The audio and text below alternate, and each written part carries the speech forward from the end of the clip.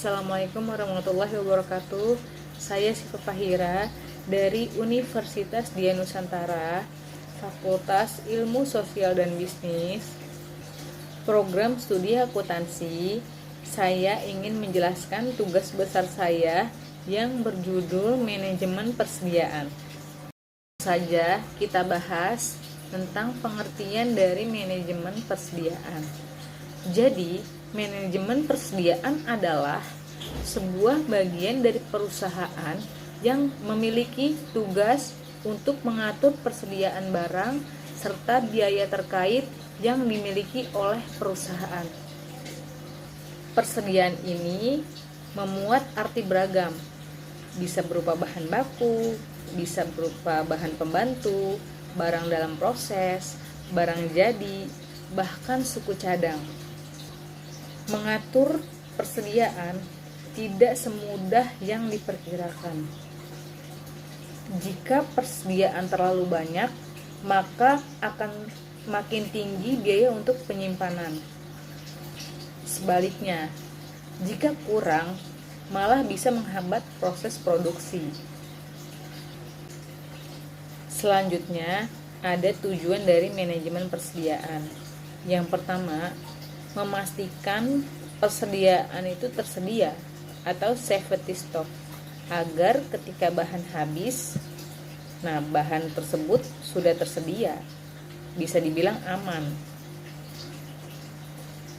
Yang kedua, mengurangi resiko keterlambatan dalam pengiriman persediaan serta resiko harga yang fluktuatif.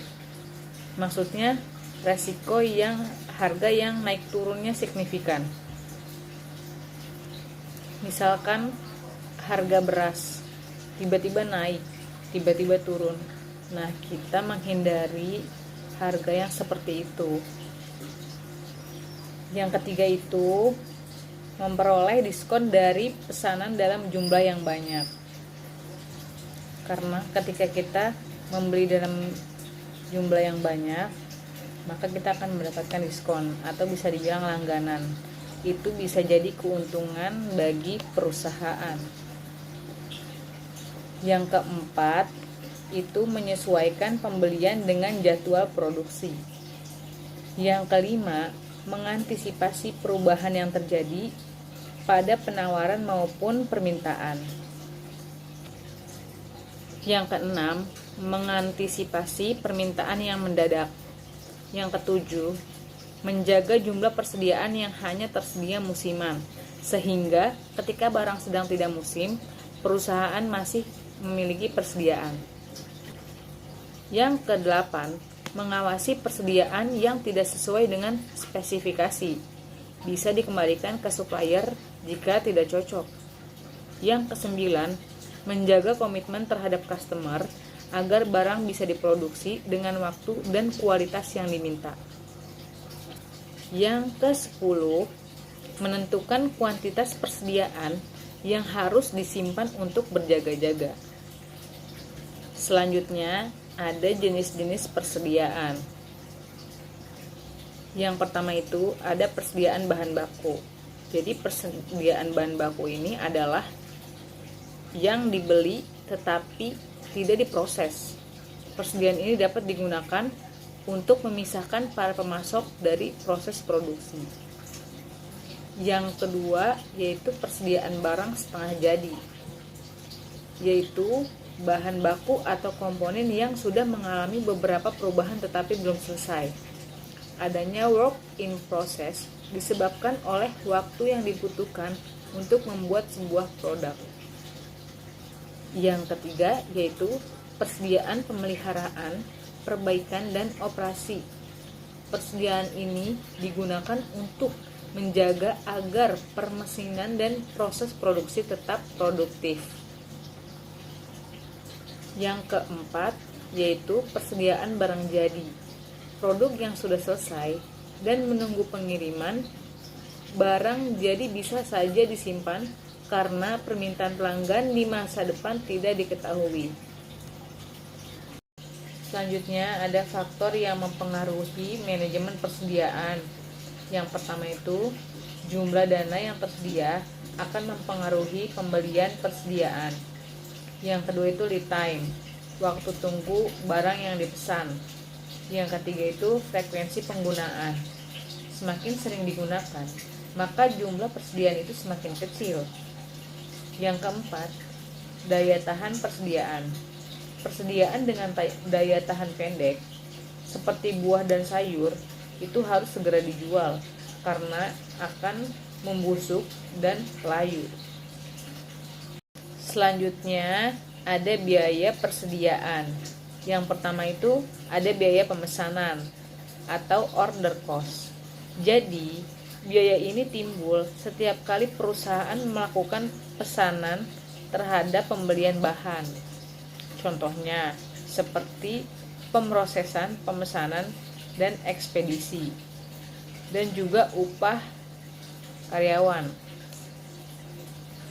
Yang kedua itu ada biaya penyimpanan atau carrying cost. Jadi biaya ini timbul sebagai akibat adanya jumlah persediaan di dalam perusahaan.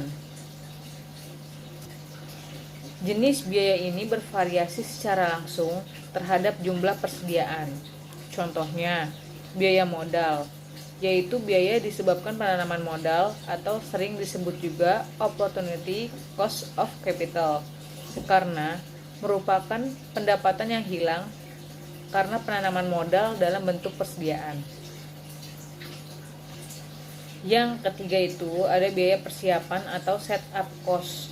Biaya ini timbul apabila bahan-bahan tidak dibeli melainkan dibuat sendiri, sehingga perusahaan harus menanggung biaya-biaya sebagai berikut.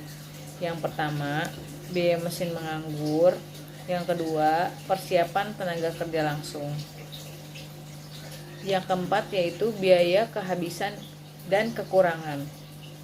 Jadi biaya ini timbul apabila perusahaan mengalami kekurangan dan kehabisan bahan, sehingga harus menanggung biaya-biaya tertentu. Jenis biaya ini paling sulit diperhitungkan karena biaya tidak mudah untuk diukur, seperti biaya selisih harga dan biaya ekspedisi. Selanjutnya ada komponen biaya pemesan. Yang pertama itu biaya komunikasi, yang kedua itu biaya pengiriman, yang ketiga itu biaya pengepakan atau packing, yang keempat itu biaya pemrosesan pemesanan, yang kelima itu biaya pemeriksaan penerimaan atau biaya inspeksi. Selanjutnya ada komponen biaya penyimpanan. Yang pertama itu biaya fasilitas penyimpanan, yang kedua biaya asuransi, yang ketiga biaya keamanan, yang keempat biaya keusangan, yang kelima biaya penyusutan persediaan, yang keenam biaya penurunan harga, yang ketujuh biaya perhitungan fisik dan konsiliasi laporan, yang kedelapan biaya penanganan persediaan, yang kesembilan biaya pelaksanaan gudang, yang ke-10 biaya kerusakan barang, yang ke-11 biaya modal atau cost of capital. Selanjutnya itu ada biaya persiapan. Jadi biaya persiapan itu biaya yang harus dipersiapkan dari sebelumnya. Nah, yang pertama biaya mesin yang tidak bekerja. Jadi persiapan, misalkan ada mesin yang tidak bekerja, nah itu sudah ada biaya persiapannya untuk diperbaiki. Yang kedua ada biaya persiapan tenaga kerja langsung. Yang ketiga ada biaya surat menyurat. Yang keempat ada biaya persiapan peralatan dan perlengkapan. Yang kelima ada biaya penjadwalan. Selanjutnya ada biaya kekurangan persediaan. Kekurangan persediaan sudah pasti kehabisan barang. Nah, itu akan terjadi yang pertama, gangguan jadwal produksi. Yang kedua, produksi terganggu. Yang ketiga, kehilangan penjualan. Yang keempat, kehilangan pelanggan. Yang kelima, biaya pemesanan khusus. Yang keenam, biaya pengirim khusus. Jadi, persediaan yang terlalu sedikit akan menghambat proses produksi perusahaan. Dan terlalu banyak juga tidak bagus. Itu overstock, akan terjadi pemborosan. Yang sedang-sedang saja yang dibutuhkan oleh perusahaan sesuai kebutuhan. Itulah presentasi dari saya. Terima kasih atas perhatiannya. Kurang lebihnya mohon maaf. Wassalamualaikum warahmatullahi wabarakatuh.